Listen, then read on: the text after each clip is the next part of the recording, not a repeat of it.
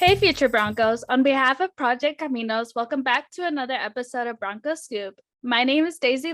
I'm a fourth-year architecture major here at Cal Poly Pomona and also student assistant of Project Caminos. Thank you so much for joining us for this new episode of Season 3. In today's episode, I will be getting the scoop on what advising is at Cal Poly Pomona for you future Broncos joining us. Thank you for joining me today. Can you both please introduce yourself and your role at Cal Poly Pomona? Yeah. Hi there, Daisy. So my name is Erin DeRose. I'm the Director of University Advising, and this is my colleague. Hi, my name is Pedro. I'm the Senior Coordinator of University Advising. So what does advising look like at Cal Poly Pomona? Yeah, great. That's a great question, and one we get often from our incoming students. So we're actually in the middle of a big change. So all of our colleges have an advising center that is not changing at all. So each college has an advising center with some staff advisors in it, like 2 to 8 staff advisors, depending on the size of the college. And those staff advisors, their primary role every day is to meet with students and provide them guidance on their coursework, their plan to graduation, to help them with petitions or questions they have about policies or processes, all of that stuff. One of the exciting things that's going to happen in this coming year is that all of our students are going to be assigned to one of those advisors, and that advisor will stay with them through their degree. So beginning hopefully this fall, all of our students are going to be able to log into Bronco Direct or log into their CPP Connect and see that assigned advisor and then make appointments with them. So that's kind of an overview of the college-based advising. I don't know, Pedro, if you want to talk about the other kind of opportunities for advising. Yeah, absolutely, Erin. So in addition to your college-based advisors, we also have faculty advisors. Now, not every college has them. Within each college, there's various departments. And so these faculty advisors are the ones who help students primarily with course planning as well, curriculum mapping, internship opportunities, research, senior projects. So they're also a great resource. Additionally, when sometimes your college-based advisor or your faculty advisor, they're not available, we do actually have a university-wide sort of centralized advising center, and they're known as the Bronco Advising Center, and they're housed in the Student Services building, and they help with general education questions, course selection, financial aid questions as well. So we have a number of advisors on our campus to help students.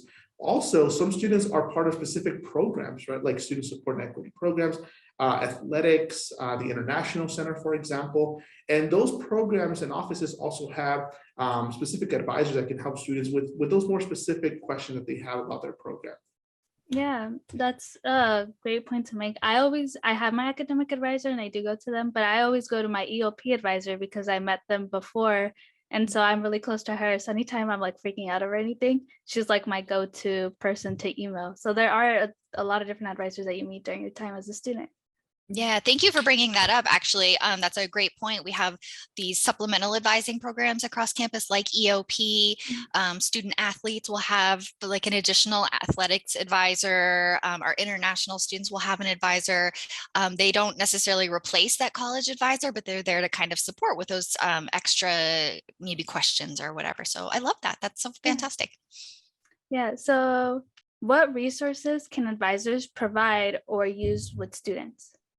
Yeah, so one of the most important resources I think for students is the ability to connect with these advisors, right? And so oftentimes we get questions from students saying, how do I connect with them? Do I call them? Do I email them? Do I go to their office? How do I schedule appointments? So we have an amazing scheduling tool for our students to use really 24/7. It's an online tool and it's called CPP Connect.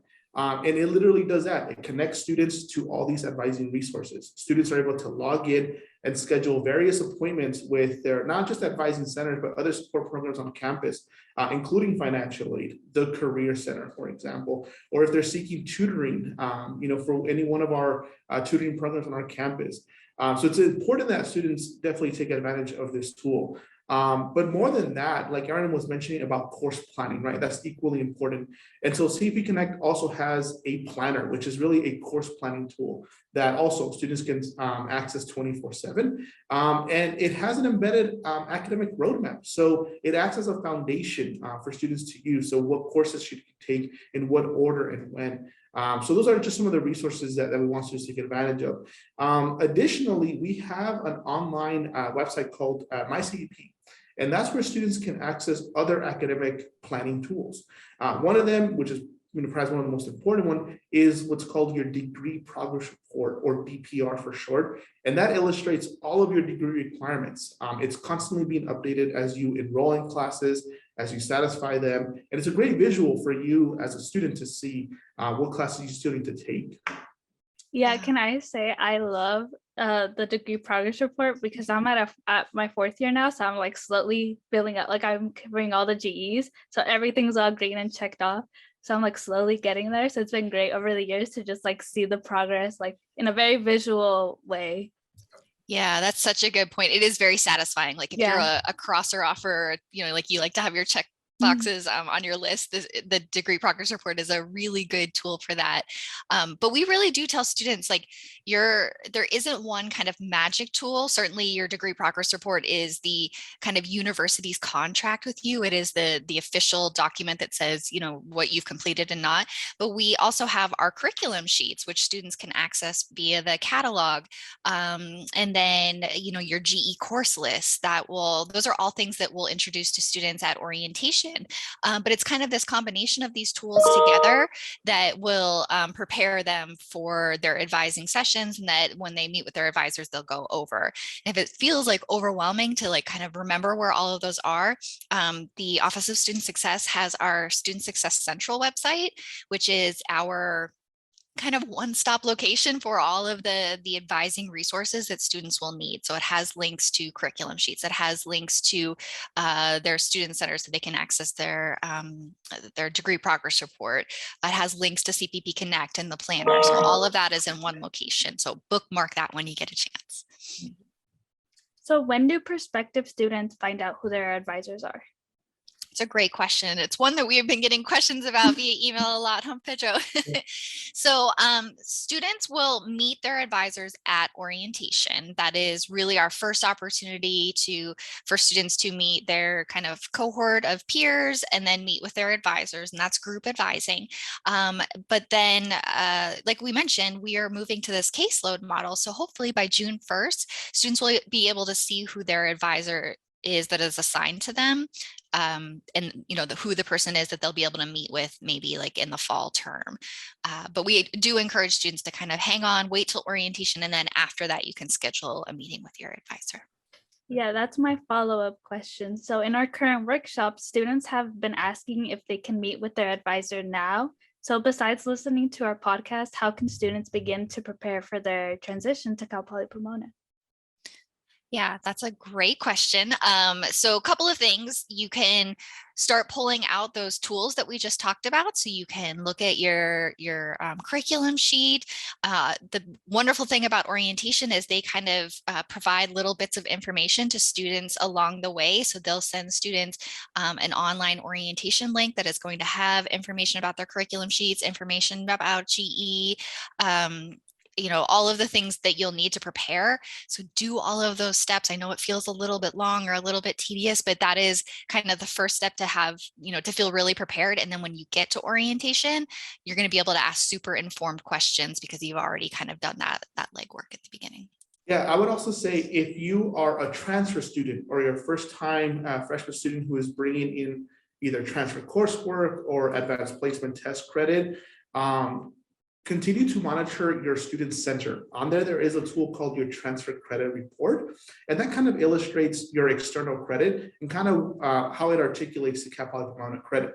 That is constantly being updated. So, throughout orientation, throughout summer, we'll definitely be working on sort of updating those, but some of them may be updated before the orientation date. So it'll be a good idea to kind of take a look at that. And with the curriculum sheet, which is the tool that Erin mentioned, which is really an illustration, right, of all your degree requirements, and kind of start, scratching off some courses that you've already taken so that you know not to take those courses again. So as a first generation student myself, sometimes it's hard to know what you should be asking. What are 1 to 2 questions that you recommend transfer students ask their advisors, and what about freshmen? Yeah, that's a great question. So I would say one of the questions we get from transfer students is related to their transfer coursework and when will they receive credit, when will they know what their credit is for. So like I mentioned, all of that will hopefully be posted during the summer. But it's also important for students to always send us updated official transcripts. We know that spring coursework just, it's about to end. And as grades get posted for, your community college coursework or other institution, to update us with those official transcripts so that we can give you the proper credit. But with that, for transfer students, we know that this is a transition, right? We do have an amazing sort of campus receptive program called Poly Transfer. And they help with, welcoming students and providing different resources like a study lounge, scholarship opportunities. So definitely seek them out. So those are just some of the things that I would say specifically for transfer students. Yeah, and I just posted it today. There's an episode on poly transfer with one of the students. So if you want to know more about poly transfer, you can go there. Perfect. That's so timely. Yeah.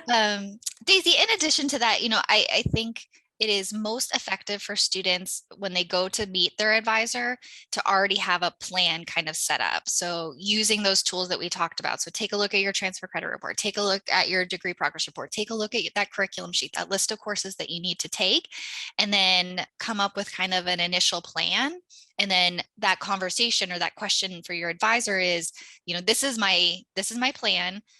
Does this work? Or, what thoughts or concerns do you have? And advisors can then spend the time thinking about like, do you have prereqs for the courses that you planned out? And maybe you need to move things around a little bit, or, it makes sense to take these two courses at the same time because they have very similar like outcomes for them, or don't take them in the same term because it's a lot of hours or things like that. So I think when advisors can spend that time providing that advice instead of kind of mapping out, it's a more effective advising session for students.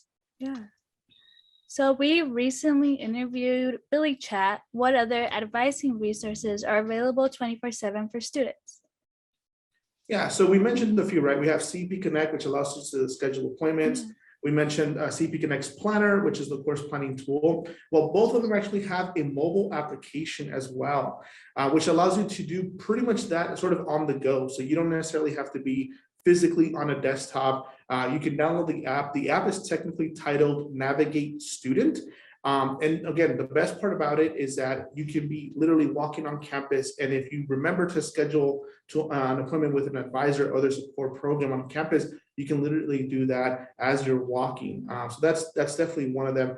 And like Erin mentioned, the other tools as well, whether it's Student Success Central website, which has the curriculum sheets, which has different registration guides for students, the advising directory, those are all available 24/7 online. So we highly recommend that you bookmark those pages and just, start browsing because there's a lot of good information on there, including the academic calendar, which tells you when classes officially start. That's something that we get questions a lot from students, right? Especially incoming students.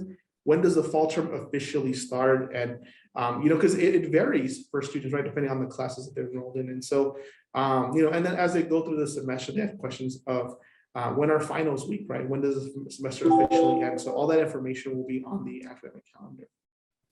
If I could just add, because Pedro, you brought up the new student registration guide, and I think that's such an important tool and one that kind of gets overlooked sometimes because everybody's focusing on like the curriculum sheet and like, exactly what to take.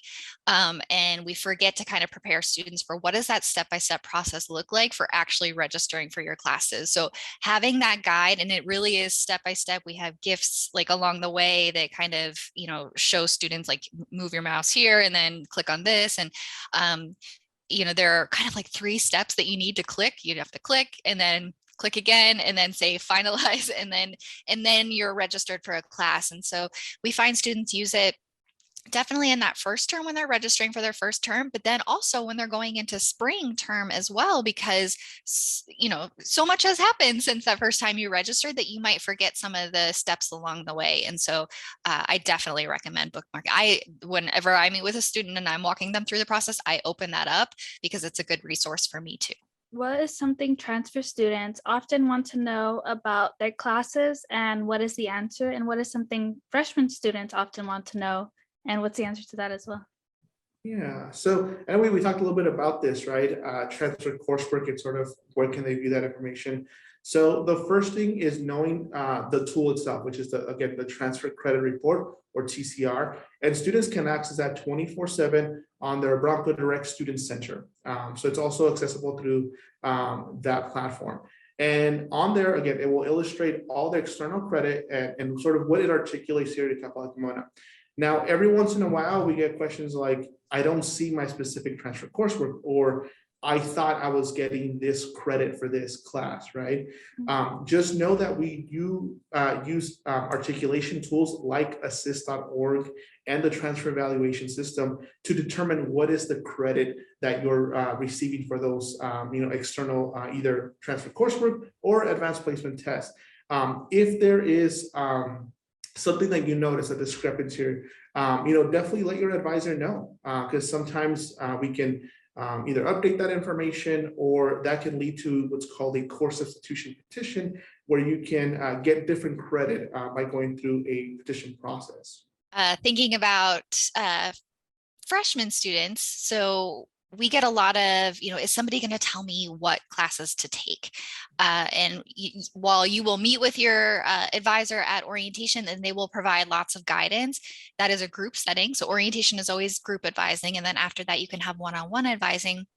But that is why, and we talked about this before, it's really important to go into orientation having already kind of used your tools. So yes, they are going to provide you with guidance on that, but you having kind of a plan already in place is going to help to kind of reinforce the messages that they're providing. And then we hear this from parents too, who's going to take care of my student while I'm here? Who's going to make sure that they're staying on track? And your advisors are those folks that are going to be providing that guidance along the way, and having an assigned advisor, I think, is going to help with that so much. But it's really important for students to make those appointments. So we recommend that students make an appointment with an advisor, I would say once a year, or maybe once a term, depending on like how kind of confused or unsure you're feeling about your schedule, but definitely at least once a year.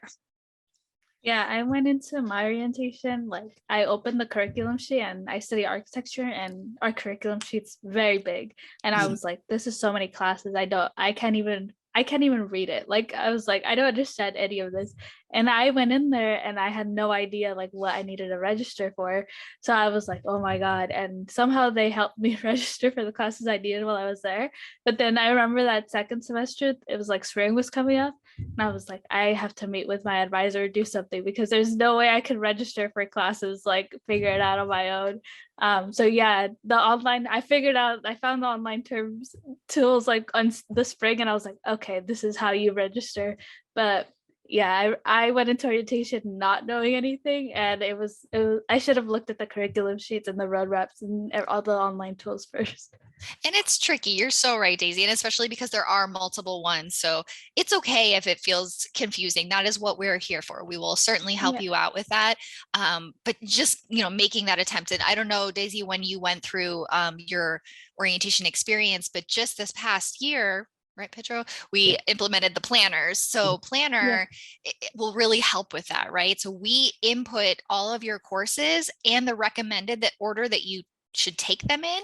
So we're already kind of, when I say we, like our office is already kind of doing that first work for you. So if you just auto-populate your plan based on what the university recommends, you're already leaps and bounds like ahead of your peers who haven't done that step. So you'll go to orientation with a really good sense of what that first term should look like.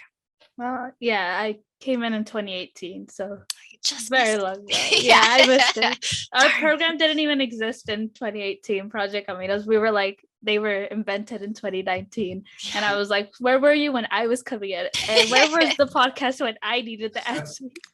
But yeah, trailblazer for sure. Yeah. Will new students get to meet you at orientation?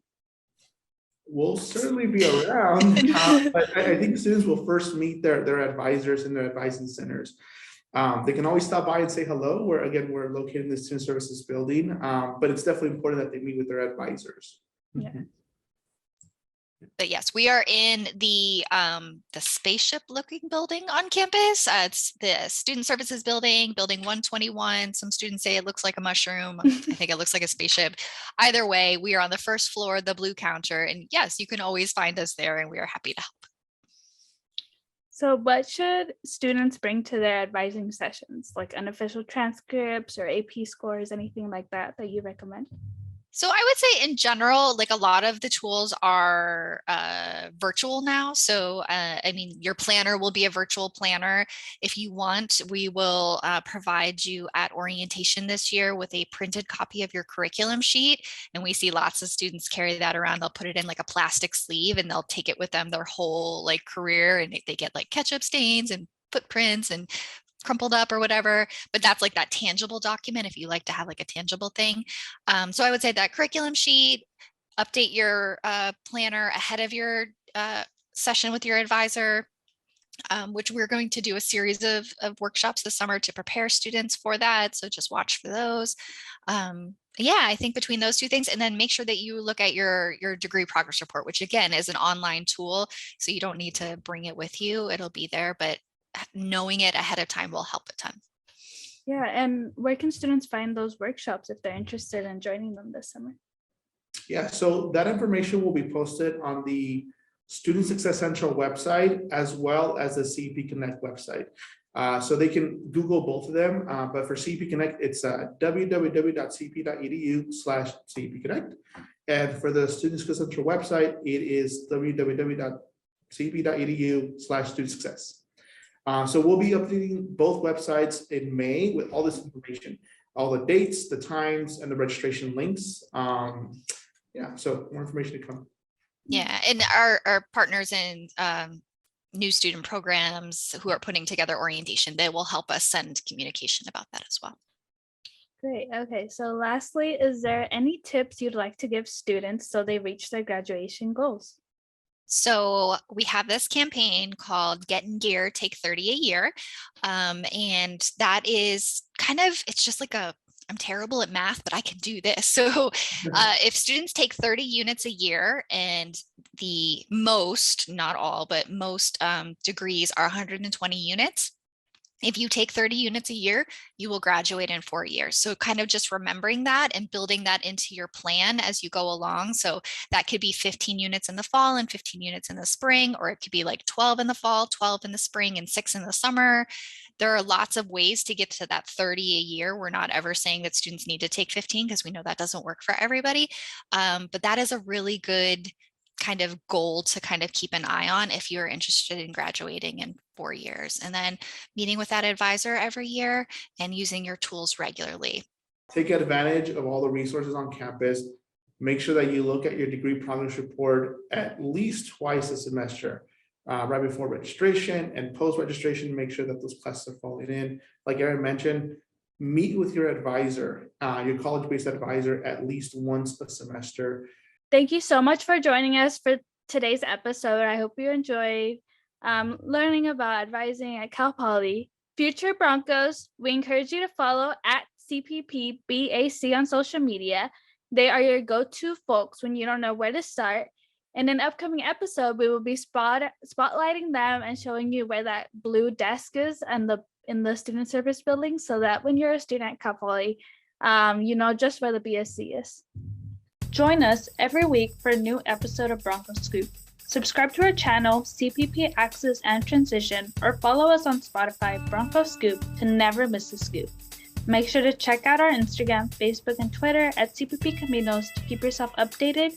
If you have any questions or want to talk about anything Cal Poly Pomona related, email us at caminos@cpp.edu. Project Caminos Bronco Scoop is supported with funding from the Department of Education Hispanic Serving Institute grant and Cal Poly Pomona's Office of Student Success, Equity, and Innovation. Tune in for more.